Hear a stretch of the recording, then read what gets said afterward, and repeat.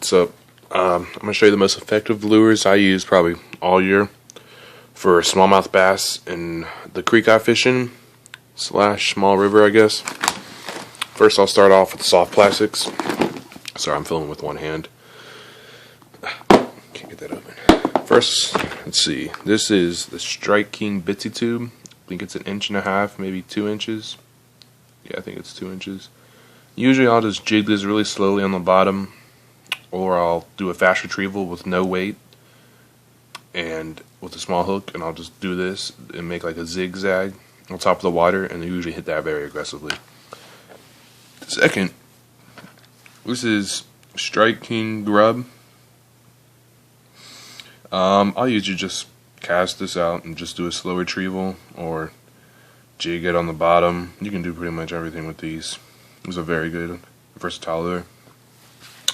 And sometimes I'll use swim baits. This is a bluegill color swim baits for smallmouth, but not too often. Okay, I'll get out the hard baits. Just gotta find which one. Let's go. Now we're gonna do crankbaits. There we go. Always difficult. The best crankbait I use for the smallmouth bass is right here. This is like a crawfish color. It's like a Cajun red, I would say. And I usually just cast this out, reel it in, and also I usually catch most of my smallmouths. And there are some largemouths, and I'll use this color right here. It's kind of like a sexy shad color. I reel this in pretty fast in the current area, and usually the bass will hit this. And rarely they'll hit this lure because it's pretty big, I mean. But usually the big ones will go after this. Let's get into some other ones I have.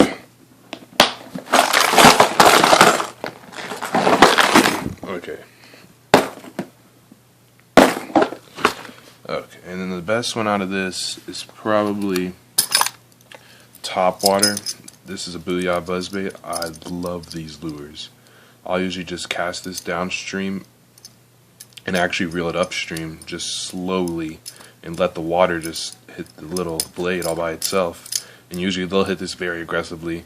And you don't really need to set the hook that hard when you're fishing in the river, reeling it in upstream, because usually they'll bite it and then it'll go downstream, and right when you start reeling, it'll just pull right back into the top of their mouth. So this is a very good choice to get. Usually I use the white color, but the yellow works really well too. And then another good smallmouth lure in here is, right there it is the Zara Spook. I think this is a 5-inch. It's a pretty big lure, but you usually just twitch it. It's kind of hard to start off with, but you twitch it and it goes that way, slowly retrieve, and you twitch it and it goes that way.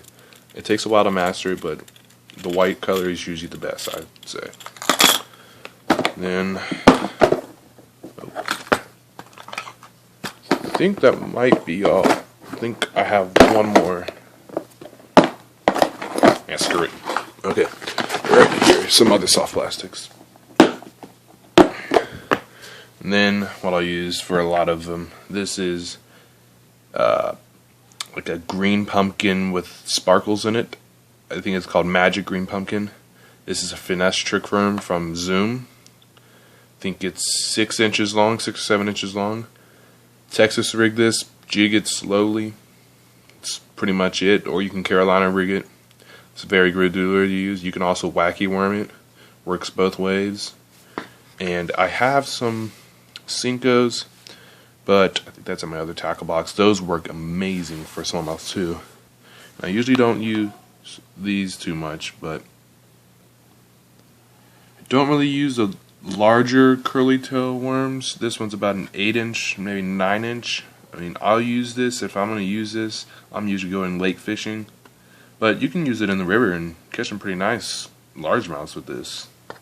And these little baby brush hogs are always really well. My favorite color is the Junebug color right here, and then I like the Junebug color of the Super Flukes. So that's pretty much all, guys. Subscribe and rate. Thank you. See ya.